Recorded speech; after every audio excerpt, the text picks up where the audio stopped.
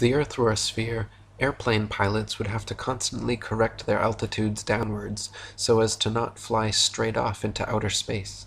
If the Earth were truly a sphere 25,000 miles in circumference, curvating 8 inches per mile squared, a pilot wishing to simply maintain their altitude at a typical cruising speed of 500 miles per hour would have to constantly dip their nose downwards and descend 2,777 feet, over half a mile, every minute. Otherwise, without compensation, in 1 hour's time, the pilot would find themselves 166,666 feet, 31.5 miles, higher than expected. A plane flying at a typical 35,000 feet, wishing to maintain that altitude at the upper rim of the so-called troposphere in 1 hour, would find themselves over 200,000 feet high in the mesosphere, with a steadily raising trajectory the longer they go. I have talked to several pilots, and no such compensation for the Earth's supposed curvature is ever made. When pilots set an altitude, their artificial horizon gauge remains level, and so does their course. Nothing like the necessary 2,777 foot per minute declination is ever taken into consideration. Thomas Winship wrote, "It must be obvious to the reader that if the Earth be the globe of popular belief, the rules observed for navigating a vessel from one part of this globe to another must be in conformity to its figure. The datum line in navigation would be an arc of a circle, and all computations would be based on the convexity of water and worked out by spherical trigonometry. Let me preface my remarks on the important branch of our subject by stating that at sea the datum line is always a horizontal line. Spherical trigonometry is never used, and not 1 out of 1,000 shipmasters understands spherical trigonometry. Airline pilots and sea navigators fly and sail as though the Earth were a plane.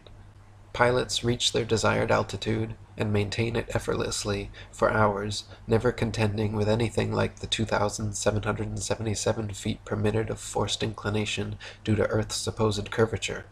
Similarly, ship captains in navigating great distances at sea never need to factor the supposed curvature of the Earth into their calculations.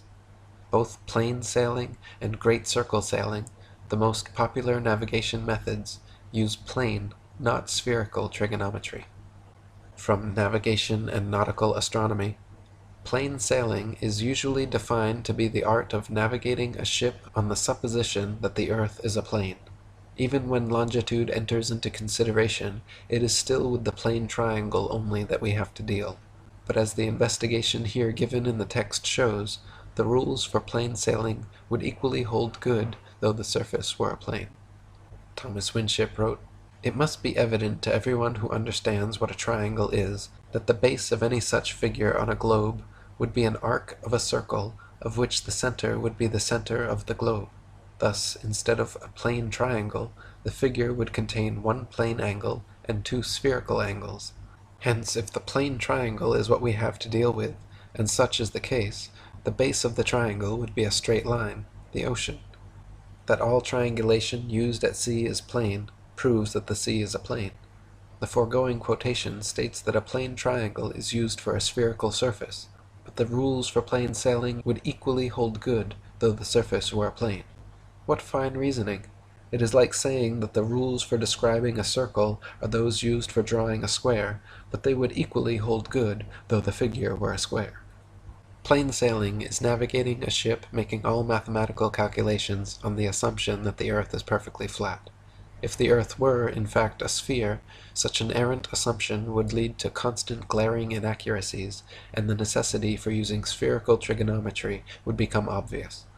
Plane sailing has worked perfectly fine in both theory and practice for thousands of years, however, and plane trigonometry has time and again proven more accurate than spherical trigonometry in determining distances across the oceans. It is so commonly used at sea. Navigation in theory and practice states that, in practice, scarcely any other rules are used but those derived from plane sailing.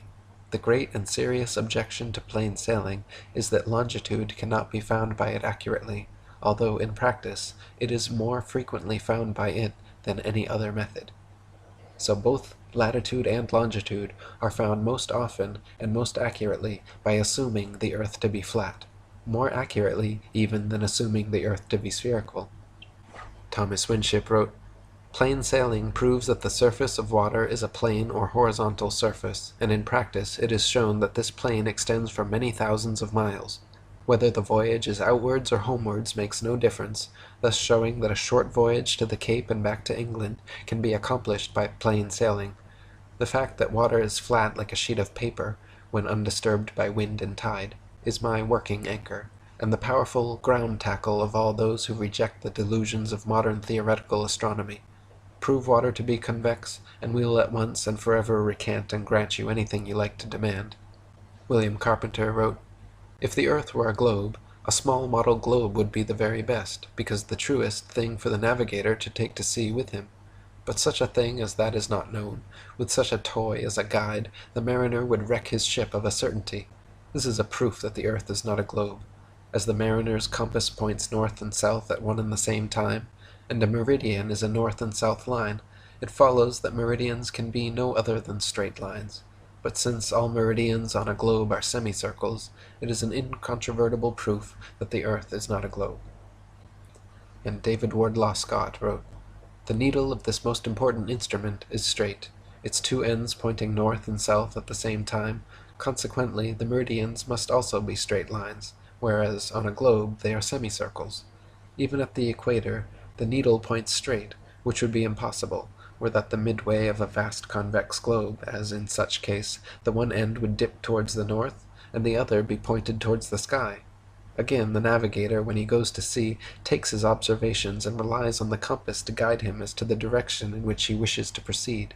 He does not provide himself with the model of a globe, which, if the world were a globe, would surely be the safest plan for him to adopt, but he takes flat maps or charts. Thus, in practice, he sails his ship as if the sea were horizontal, though in theory he had been erroneously taught that it is convex."